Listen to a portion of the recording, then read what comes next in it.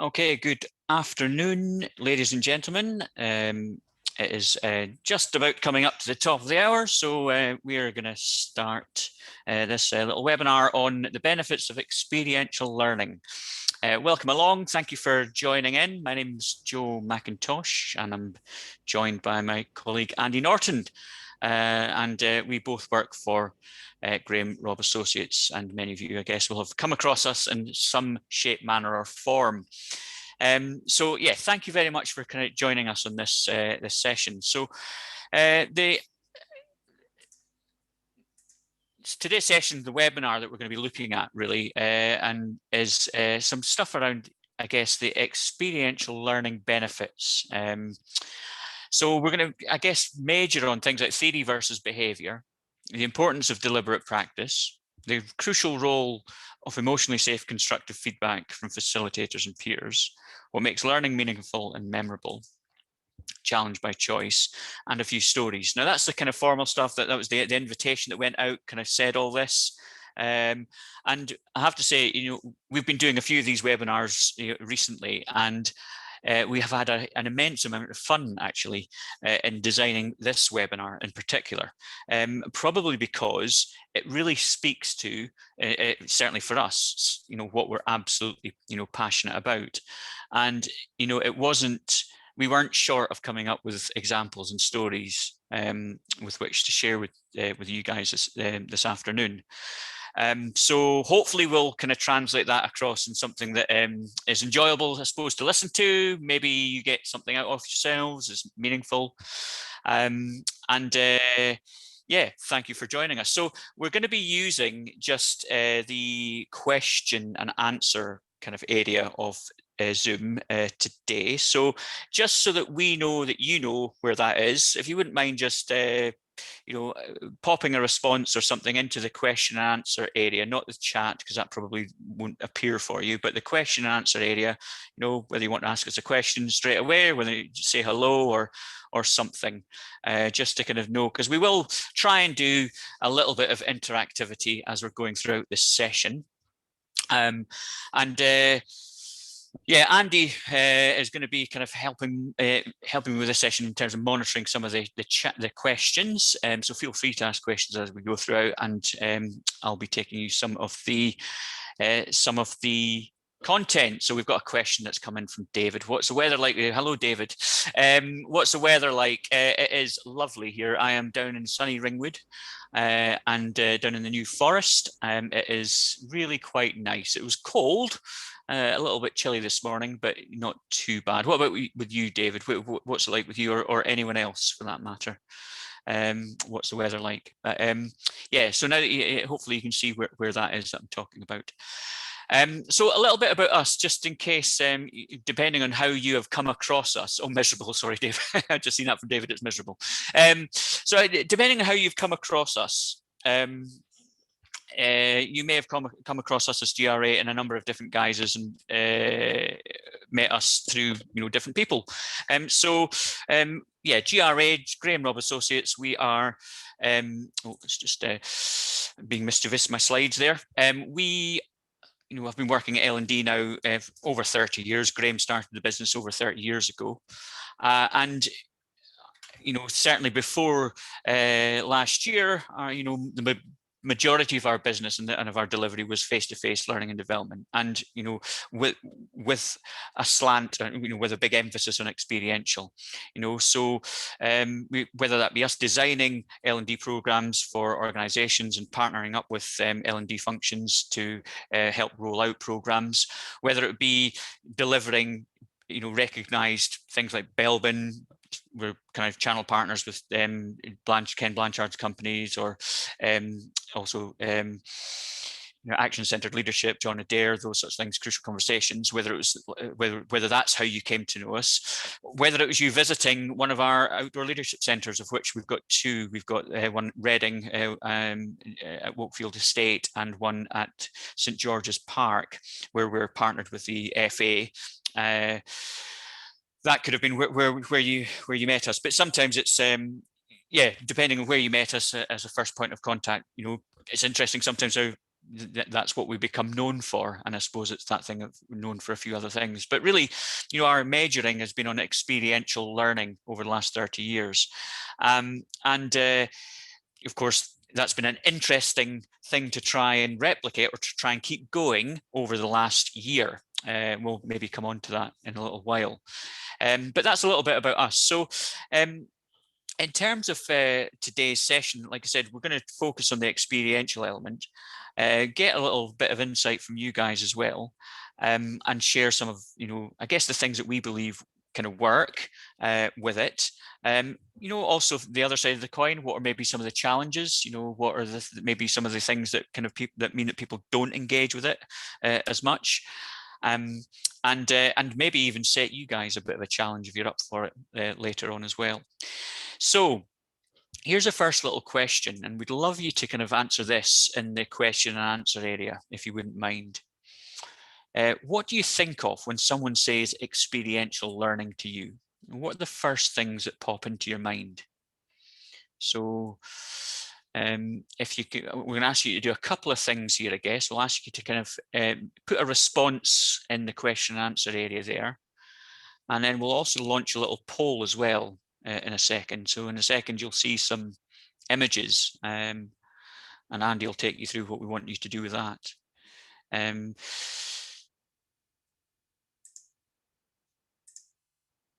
So yeah, Andy, do you want to launch the poll whilst they're doing that?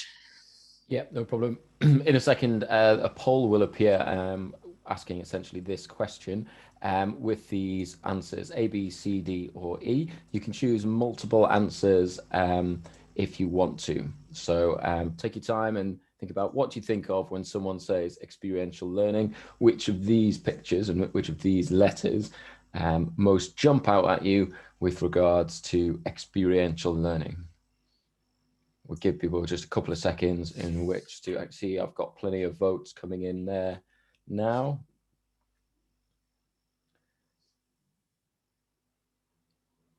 Excellent. We got quite a broad range here, Joe. We've got nice. Lots of people going for all of the options. We've got a little bit of a change in results, and now as people are favouring A, C, and F. A, C, and F. Oh, right, okay. Experiential elements of that. I mean, maybe we've got quite a lot of musicians attending the webinar today, which is always nice. A, C, and F. Just gonna stop the polling there. Yeah, so A, C, and F, Joe, are the most sought after answers. Oh wow, okay. So yeah, and it's interesting, some of the comments going in are learning by doing, learning by action. And it sounds obvious, this to kind of think about, well, what do we think about, when we hear the words experiential learning? It's amazing how often there are those kind of things around, well, what does it actually mean, and when are we actually doing it, and are we engaging in it? So what makes A, C, and F were the ones that were popular? I suppose they would be maybe that's what our feeling was in terms of the stereotypical ones, but why wouldn't B be experiential learning? D or E as well. What is it that how do we define experiential learning? Because if experiential learning is just about doing, then it's almost the two parts of learning. There's the knowledge acquiring part, and then there's the putting it into practice. And the learning by doing bit is the putting into practice. And it's interesting, even when we asked ourselves internally, we looked at our own beliefs around experiential learning. It was very easy for us, even as somebody, an organization that does this, to sometimes almost say, well, experiential learning only happens in the outdoors, and it's like, well, actually, no, it doesn't. Experiential learning also happens indoors, and or in classroom, or it's that learning through doing. One of the things that we quite often would say at the start of any training course would be, and I'm sure those of you that run your own leadership programs and things as well, probably a similar sort of icebreaker question. It's a classic question at the start. What do you want? What do you want from the session today? So the typical responses, and I'm sure you'd recognize these, would be things like, people say they want tools and tips and hints. They want new processes to do things. They want new team skills. They want new leadership skills. They want better ways of doing things. They want personal development. We quite often would then also ask, what don't you want? from the program, from the next few days, or whatever the time frame is. And again, just in the maybe in the question and answer there, what sort of things do you think turn up here? And why? When we ask people, what don't you want from the next couple of days or next training session, or whatever it is that we're doing, what do we think, and what do you think comes up here quite often?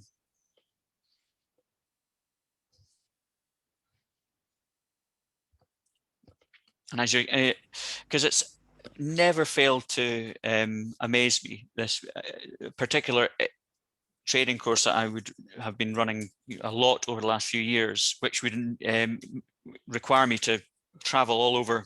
Fortunately, travel all over the world. In fact, fantastic opportunity. What always struck me was that in asking the same two questions, I could have probably produced, the last 25 flip charts that would ask and capture the responses to the questions on for the last 25 different courses, and they would be very, very similar to what we each of the responses from each of the different groups, irrespective of country, nationality, location, organization, sector, that sort of thing, would have the same sort of thing.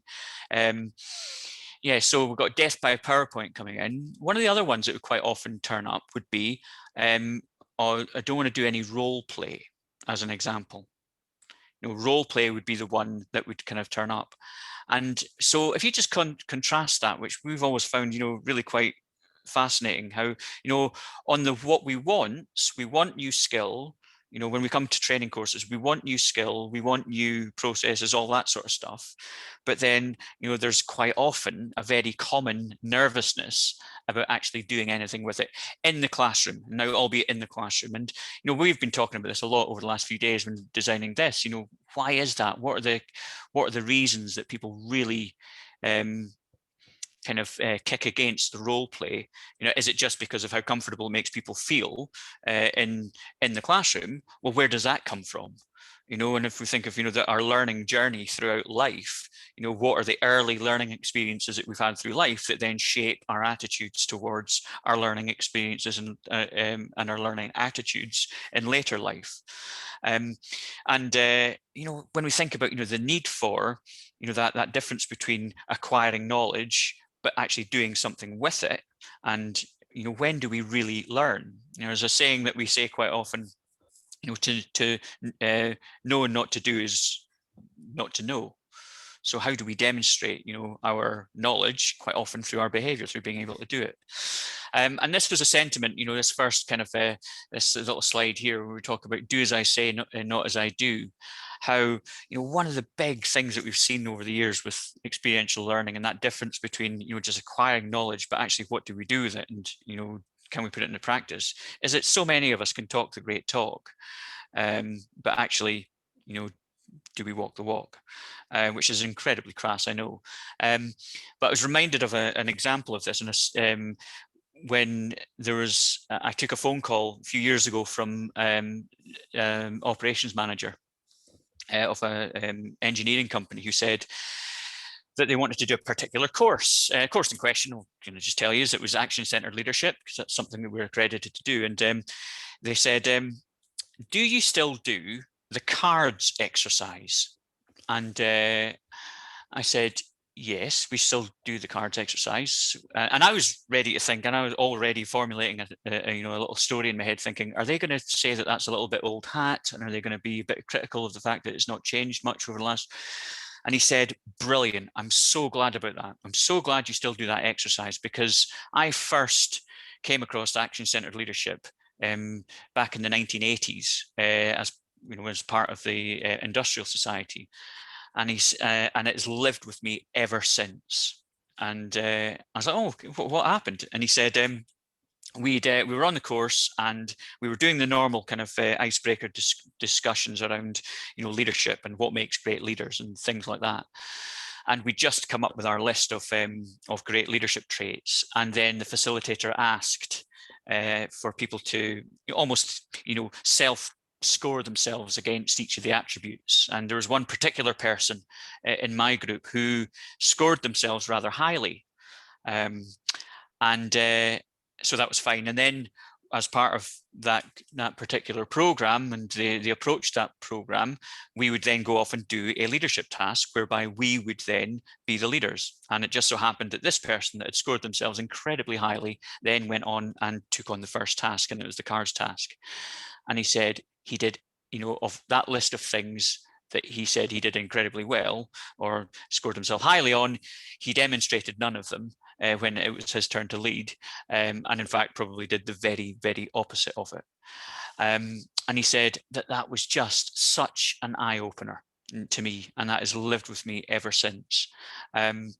So it's how often do we kind of see that, in terms of, just acquiring knowledge I mean, there's no problem with acquiring knowledge for knowledge's sake, but, I guess the knowledge that sticks over the years is the stuff that we do with it, and if you think back to, learning experiences that you've had yourselves, or we've had ourselves, what are some of the ones that stick? So we'll maybe come to that in a second. But I was asking this very question of my mother. And in fact, the other night I was just chatting to my mother about this, and she said, well, probably, one of the things that was really significant there for that person was just having that opportunity to watch it play out. How often do we get to watch these things play out? And I guess that is what we do, isn't it? It's about getting people to practice these things in an emotionally safe environment. There's a point at the bottom there about failing safe, failing fast, or failing fast and fail safely. And the importance of not just kind of feedback for the individual in terms of in the moment, because let's face it, being in these situations where we're being asked to do a strange task, that doesn't necessarily instantly have much bearing on our day-to-day job from the very first instance of it, is kind of strange, it is uncomfortable. Apart from anything, maybe sometimes what we're doing is we're practicing the emotions of that. But certainly when we've got the opportunity as a third party to observe it, therefore not to be as emotionally attached to it, it gives a fantastic opportunity to watch what's going on. And I guess then, that's almost, the benefit of the learner there is, or the learner with the greatest opportunity sometimes is the observer. Now, if you ensuring that everybody is getting that opportunity to observe, then that's fantastic. But here's a question for you guys to think about. And again, love you to answer this and pop this in the chat area there. But thinking about yourselves, what is your most memorable learning experience? So just deal with that first one. What is your most memorable learning experience? And if you're happy to kind of share that in the question and answer area, that would be fantastic. If you're not, just think about it. But what is your most memorable learning experience? And I asked this of my mother the other day. Just said, what is your most memorable learning experience? And she said, it took her a couple of minutes, and then she thought, riding my bike. And she followed that up with very quickly by saying, gosh, isn't that interesting that that's the memory that comes to mind, the learning memory that comes to mind, not being at university and not doing my teacher training. She was a teacher for many, many years, but actually the thing that really stuck in her mind was learning to ride her bike. And I can see why when she described, the learning memory, the experience. I kind of thought, wow, yeah, that is kind of wild. Because at the time she was very young, she was living up in a tiny place called Foyers, up in the Highlands of Scotland, just on the banks of Loch Ness. And it was such a small village. There was only one bicycle in the village. And it was a male bicycle. It was quite a tall bicycle, and this was the bicycle in that area that they all apparently learned on. Now, my mum was too short to be able to sit on the saddle. So if you imagine the bike at the moment, she was too short to sit on the saddle and then reach the pedals. So her and the other kids would do is they would actually imagine the A-frame of the bike with the kind of the horizontal bar that's underneath the seat connecting the seat to the handlebars. Well, they would step through that so that bar was effectively running across their shoulders, then step on the pedals, and then reach up onto the handlebars, and that's how they learned how to ride a bike. That was kind of wild. So yeah, when I asked the second part, what else other than the subject matter that you're learning, what else can you remember? So what else that's something to kind of consider for yourselves. What else apart from the subject matter that you were learning about do you remember? So you've got, on one side we've got the learning experience, but on the other side, what else about that do we remember? And for my mother, that was the emotions. We've got a couple of comments here, Joe, coming in about the building relationships as part of a memorable learning experience. Yep. And also we've got some comments around there about almost the relationships that you build at, during an experience like this, are relationships that are a lot stronger than those that are built outside of learning experiences. I don't know if you want to comment Yeah, your absolutely. experience on that. Yeah, absolutely. It reminds me of when I first started kind of this whole facilitator instructor journey. One of the most memorable learning experiences that I had was it was a 3-week period, a 3-week kind of instructor course back in the late 90s, down in the Isle of Wight. And one of the things that we had to do was, because we were going to be working with school children at the time and taking them away on their kind of week's residential, and they would have a set program. One of the activities on that set program was juggling. It was circus skills, juggling. And so all of us instructors had to learn how to juggle. And what was I'd probably learned how to juggle, tried to learn how to juggle a couple of times before, just I'll pick up 3 things and try and throw them in the air, not very successfully. But it was amazing how different this was, and just as a metaphor, how powerful I found this afterwards. I guess the difference there was we had a reason. We had to learn how to juggle. So that was the first thing. There was a learning purpose to this. It wasn't just an arbitrary thing to do. But the second thing was, just this differentiation between, being shown, oh, here's the knowledge of how to do it, so here's a really good process by which to learn how to, break the skill down and then build it back up again. Fine. But again, that's part of it. The other part of it was the doing it. Now, what the doing of it looked like for us was each morning we would basically, before our breakfast each morning, we would imagine a kind of like a dinner hall, almost like a school dinner hall, but that's where we would be. All of us, there was about 30 of us instructors, would all be facing the wall, so facing away from each other, effectively facing out to the walls, but with our juggling balls juggling, standing right in front of the wall. Now, the reason we were standing in front of the wall is that because, especially when you're trying to learn how to juggle and get that third ball into play, if you're doing it with 3, is that the temptation is to kind of throw that third ball just slightly ahead of you. Now, every time you do that, you then have to walk forward and you end up running after the balls and chasing them across the room. So a way around that is to stand in front of a wall and then learn how to juggle that way. So it was quite funny. Each morning you'd see just a whole pile of people standing facing the outside of this room against the wall, but it was such a laugh. It really was. It was a good laugh. And there'd be the encouragement of each other trying to learn it together, and the celebrating success and all that sort of stuff. And I can still remember the people. I can still quite vividly remember the people who I learnt that whole experience, that whole 3-week experience with. So I wonder to what extent that kind of that relates. The second thing, and these are kind of terms that when we're discussing kind of putting this together, these are terms that we talk about, like challenge by choice, comfort, stretch, panic, a lot. But sometimes it is worth just really kind of revisiting these things at times and going, okay, well, what else does that mean? And comfort, challenge by choice is something that is widely adopted, an ethos that's widely adopted in the outdoors. And outdoor learning, outdoor experiential learning, and probably usually because there's the opportunity given to do, whether it's caving, climbing, abseiling, ropes course, canoeing, water sports, canyoning, all these sorts of things, which are usually termed extreme sports, but certainly adventurous sports. And challenge by choice is obviously there to ensure that people are ultimately are not emotionally damaged by the experience.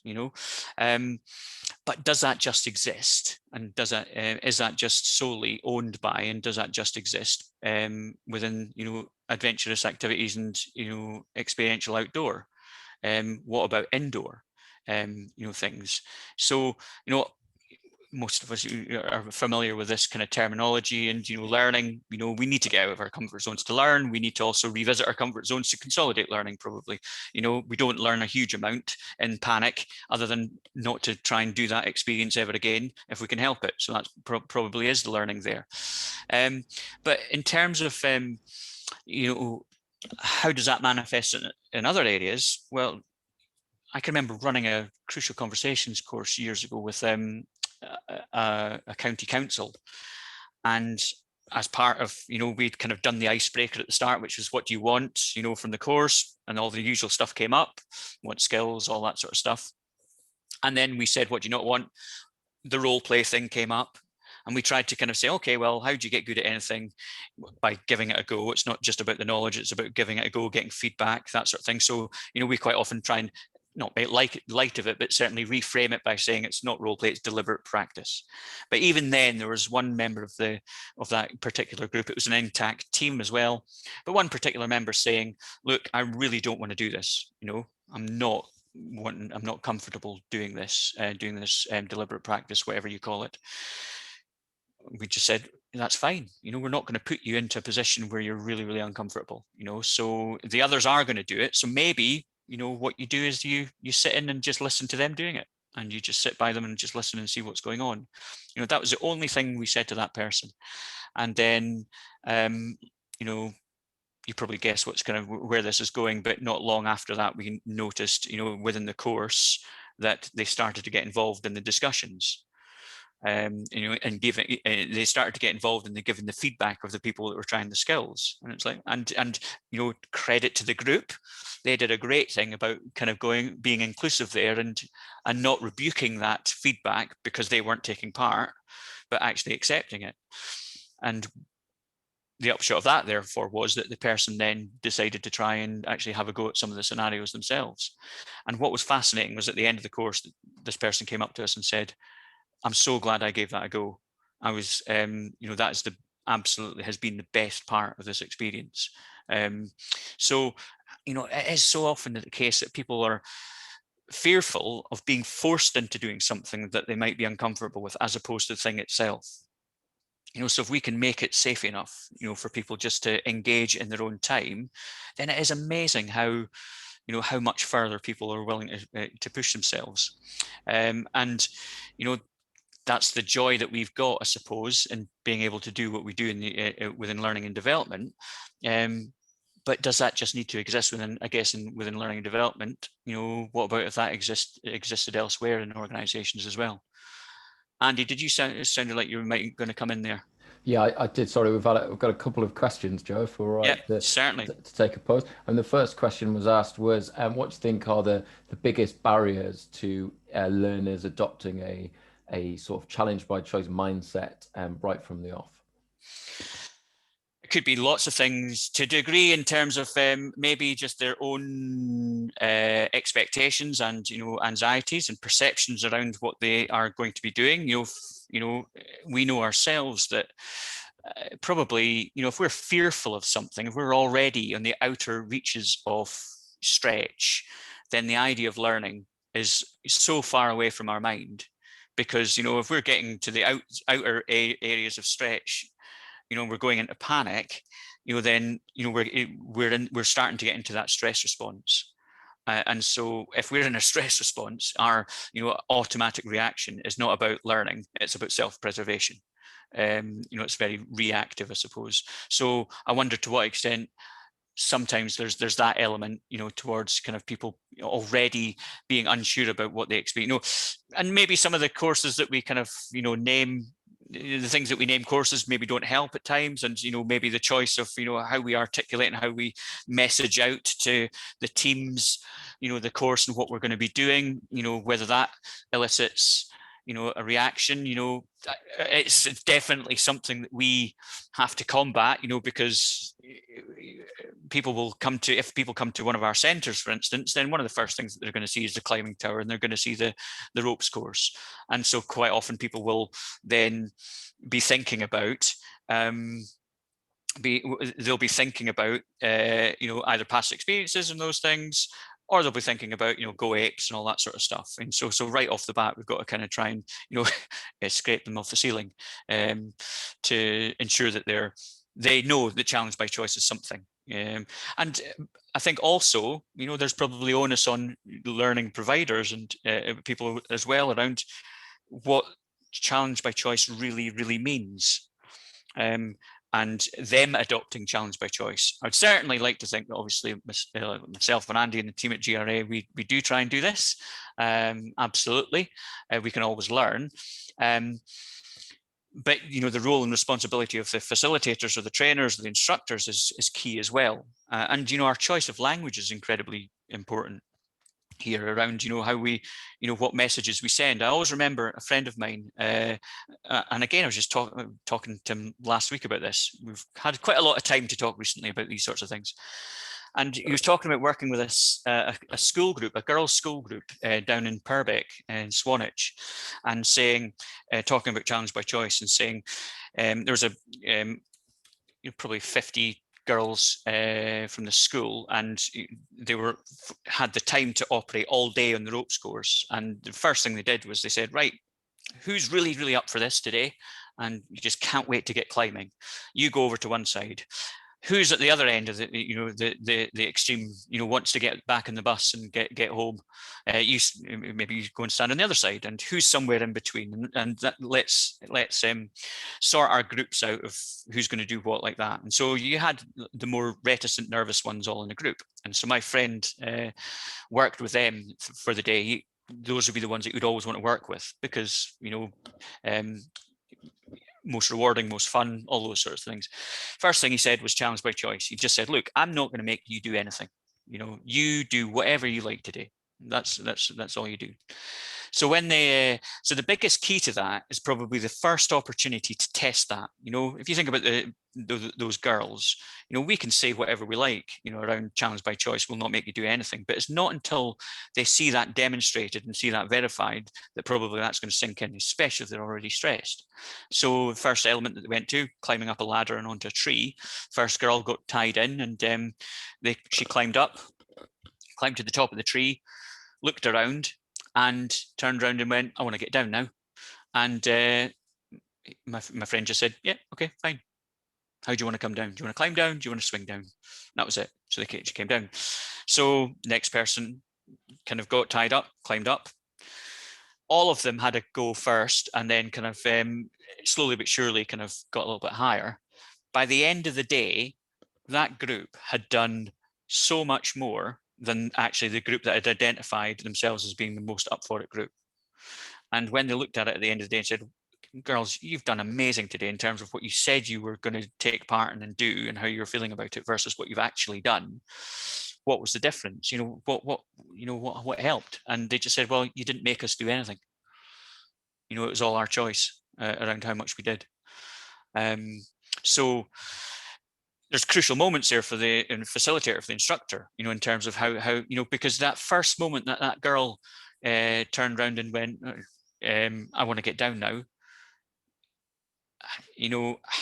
That instructor, had they done and said something different, would have sent a massive message to the rest of the to her and the rest of the group, which is actually, you don't have the choice. I've still got the choice, because I'll let you down once I'm satisfied that you've given it enough of a go. So I think that's quite a powerful thing as well. That probably also translates in terms of other training programs as well, where I suppose what people see on the course will either reassure them or not. I don't know if that answers the question, but it seemed to. Andy, was there anything else there? There's one more question, but I think you might cover it as we progress. So if okay, it's all right, I'll ask it in a little bit. Yeah, cool. Yeah, I mean, challenge by choice is absolutely part of our core ethos. So as kind of following that on, there's this idea of kind of personal learning moments, and we just love you to kind of think about this yourselves as well. Because there's when we were kind of putting this together, we felt that there's a difference between, our memorable experiences, but actually personal learning moments. So just kind of chew over that for a second, and think about what would be your personal learning moment and the impact of it. And I'll just share another little example that we have of somebody that we were working with who when our centres are open, we quite often, and you'd be more than welcome to join us in one of these if you haven't already, but we quite often will do like open sessions like this, I guess, to introduce ourselves to prospective clients and to re-engage with people and all that sort of good stuff. And we would use our outdoor centres to do that. And so there's one particular session that we did this on where we had probably 30 odd people coming down from different organizations to learn a little bit about some of the content that we kind of do and some of our models that we quite often will use, and also to experience some stuff in the outdoors. And one of the delegates came down the hill, and from how they were dressed, it did look like they weren't necessarily going to be all that keen on engaging with the outdoor element. Now, that could have been an instant story in our minds that we'd told ourselves at the point where we saw them, but it was then verified very, very quickly when they said, "You are not going to get me anywhere near the top of that thing or on any of this stuff today." So that was what we were met with in the morning. And so we carried on throughout the morning, group discussions, all that sort of stuff. And then the afternoon was on to the experiences in the outdoors. And we'd gone through challenge by choice and, all that sort of stuff. And then partway through the afternoon, we were kind of having a look around to see who was where with some of the other staff that we had working. And we noticed this person that had identified as being the person that said, "I'm not going to be doing any of that," was halfway up a telegraph pole. They'd managed to find another set of shoes to wear, some more appropriate clothing from some of the staff, and they were halfway up a telegraph pole, climbing up, and they got to the top of the telegraph pole, and as they were trying to transition from the pole onto the top of the platform, they came off and they just sat in the rope and swung for a little bit, and then got lowered down, and then the instructor and the participant had a little chat, and then the participant went off and tried it again. This time got all the way to the top, stood in the top, and then this is a particular element that we've got called the double trapeze, along with another person, jumped off this 35-foot pole and caught the trapeze and came back down again. And again, it was just one of those wonderful moments when it was like just a contrast between what they'd said they were going to be doing, and this was all of their own volition. We were very fortunate to be already working with that organization, and they said, I'll just say, Catherine was the name of the person, but it wasn't really, just protecting identities, that sort of thing. But one of their colleagues said, "What's happened to Catherine? What have you guys done to Catherine?" And it's like, "Whoa, what do you mean? We haven't done anything to Catherine." And I said, "Well, since she came on that event, that's a different Catherine that has come back again. And when we were in a position to speak to Catherine again, said, what's going on? We're hearing feedback that, you seem to have changed a bit." And they said, and she said, "I just broke through the glass ceiling." She said, "I was stood on the top of that pole thinking, oh my God, if I can do this, I can do anything." And that's what we then called, personal learning moment, and Catherine's learning moment. In fact, in the organization, they would call it, the Catherine moment, because it was so impactful. And that, I guess, is again the opportunity that we have with these sorts of things. So, again, a question to yourself to think about, personal learning moment. What would you identify as being one of your own most impactful, positive, most impactful, positive learning moments? And what do you think that was? And so, as you're thinking of that, and if you're happy to share those in the chat box, Andy, just checking in with you, was that the point that we were going to cover, or have I missed it? No. With the question that we had was just about perceptions of experiential learning, especially around outdoor sort of activity-based experiential learning, which said that, how do you get away from this perception that they're just going out for a jolly team build, versus actually we're doing some serious L&D here that's going to impact the business. Yeah, that's a very good challenge. And I guess a lot of that is, what happens next, I suppose, and everything from, how much buy-in, what extra buy-in can we get, not only from the the people that are obviously coming, and therein, there's sometimes a challenge, and I suppose, less so when it's kind of meaningful L&D interventions that we're doing. Sometimes if you think of the element, like the ethos of challenge by choice, you could argue that choice is taken away straight away by people, from people, if they're being told to go on an away day together to some outdoor centre. Well, what choice do I have in that? And sometimes, and this is more on the event side of things, sometimes when it's like, where it's just where it is just a jolly, it's just going out and having a bit of fun and having a bit of a get together, which I'm not knocking, absolutely brilliant, and probably that's all what we're in need of now, in many ways.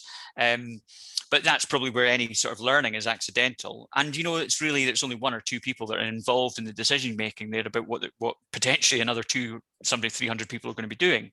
That's different to, a leadership program, where we might be soliciting and the buy-in from people a little bit more, and we might have to do a little bit more work on reassurance around what it is and what it isn't, but also the buy-in of sponsors, of stakeholders with those individuals. And so I guess the true value of ultimately, and it verifies what we're saying, the ultimate value over time of whether this has been a meaningful intervention or not will be based on what others around sometimes see and hear people doing differently. So that is the behavioral bit. That's the experiential bit of putting into practice what we've been talking about. So we can all learn things, and as been demonstrated, over the last year, we're all capable of learning things from other areas, from a variety of locations. We don't all need to come together in order to learn things now, physically. But at what point is that helping demonstrate, our new learning, or our the impact of our of this new behaviour, perhaps? So I think that that's something that it just reinforces in many ways what the case for experiential learning is, that it's doing it, that and because it's no different to running something like a like any other soft skills training courses in-house. You might run the soft skills training course in-house, but again, the value of the soft skills training course will also be probably influenced and judged successful on the behaviors and the output of the people that have been on that course. It's kind of no different. So maybe sometimes it's a bit of a, how do we articulate it well, and create the right state, or articulate and create the right relationships with the various stakeholders for people to kind of buy into it up front, but also at the end of it, the follow-up. So we quite often will encourage people to go to, whether it's line managers or other peers, to say, right, I'm going on this course, and these are the objectives of the course. What would you? It would be great to have a catch up after the course to agree, what this looks like moving forward. And I've had some feedback on this course that I've just attended, and so it'd be great to kind of get that continued feedback throughout. In the next kind of couple of 3 months. As we all know, learning doesn't happen. Learning doesn't happen on a training course, whether that's an outdoor experiential training course, indoor training course. Behavior change doesn't happen. That's the consistency that has to happen afterwards. But again, what I guess we would say is that doing it makes a big kind of difference. And I suppose that's a good opportunity to tie in, what we've, I suppose, unconsciously for many years run the business by. But interestingly, it was only COVID coming around that really forced us to think, well, what is important to us, when we're running these sorts of training courses? And these are the principles that came out of it, so when we were, when COVID hit, and we had to kind of really reevaluate what we're doing, the stark choice was no training or virtual training. So when we thought about, well, before we engage in virtual training, what is important to us about the training that we do anyway? And, this is where these, principles were born. It's got to make a difference. It's got to be flexible to the organization and the learner's needs. And it's got to be experiential, because we feel that experiential bits especially are the bits that help the bottom bits, touch emotions, be memorable, and we are big believers in it, having a bit of fun with it as well. But it's what makes it stick, what makes learning sticky, I suppose. And for us, it's, that's very much part of it. Have we had any personal learning moments, Andy, or have we had any response to that question? We might not have done. We don't yet. We have got a lovely comment about somebody's experience of experiential learning and how it touched on the socio-emotive elements that really brought it to light. So it's delightful to hear that people have engaged in this process, and memories from many years ago are still quite fresh in their minds. Yeah, and I think that's one of the things that has struck us, especially in the conversations that we've been having lately. And again, maybe it's time, maybe with people, with what we've been going through over the last year, it's afforded people more time to do this. But I mean, Graham especially has been struck by how many people have reached out to him personally over the last kind of year, saying, I came on one of your training courses, 10, 15 years ago. I still remember it. And the bits that they remember, all the bits, maybe the situations that they were in, the people that they were with, and the impact that that's had, going forward in their not just careers, but also I guess in their lives as well. So fast approaching the 45-minute mark. In fact, we're over the 45-minute mark. So I did say, there's so many stories that when we were kind of putting this together, we thought we could tell this story and this story and this story and this story. Enough of stories for now, because what we'd like to do is kind of, I guess, put it into practice, to a degree, and almost give you a challenge. And think of this. Think of something you would love to learn to do. So it could be anything from, use the juggling example before, whether it's juggling, whether it's learning a musical instrument, speaking a new language or something like that. And think about, okay, apply this whole, there's a separation, there's a difference between acquiring knowledge, process, ways of learning it, and what to learn, and actually doing it. If we said, what would be cool is if we said to make a start on this, maybe 3 weeks or something, you'll see our inquiries email, I'm sure, in one of the later slides. So if you send a video of yourself doing your new skill, that would be amazing. Originally, we were going to do just juggling as a metaphor. We actually used to do this at the end of some of our away day programs. We would kind of teach people, and you can teach somebody to juggle quite quickly, but as I was describing, the webinar to both, some of the colleagues and actually my wife as well, they kind of pointed out, but Joe, I've got no emotional connection with something like juggling, because, I don't particularly want to do it, and it was so true to kind of think, oh, actually, what is the reason for me to learn how to do this particular thing? And that's also maybe something that we don't do, and why people don't engage more with it is, the learning purpose isn't clear. And even when I kind of described, so, well, yeah, that's what's quite nice is being able to break through a barrier of something that you didn't think you could do, and then turns out you can do it as long as you kind of give it a go and practice, and you've got the right knowledge and that sort of stuff, but also the experiential part of it. But there's still not the emotional connection there, so that's why we've changed it to this. And I as a part of lockdown, I started learning Gaelic, Scottish Gaelic. And this little subject matter kind of came up last night in my class, because if you are learning a language already, what you might find is that you're using Duolingo or something like that. And we were actually just talking about the difference between, and it was somebody else in the class said, Duolingo is great, but it has to be partnered up with something like this. which, in our Zoom class last night, we were just chatting about, just trying to talk Gaelic to each other and, new phrases and all that sort of stuff. And it's that socio-emotive learning, it's experience, it's putting into practice. So that's our challenge to you. So whether it's juggling, whether it's learning a new language, whether it's a new instrument, if you, 3 weeks time, send us a little video clip of yourselves doing that, that would be pretty cool. Because again, I think the sentiment still stands.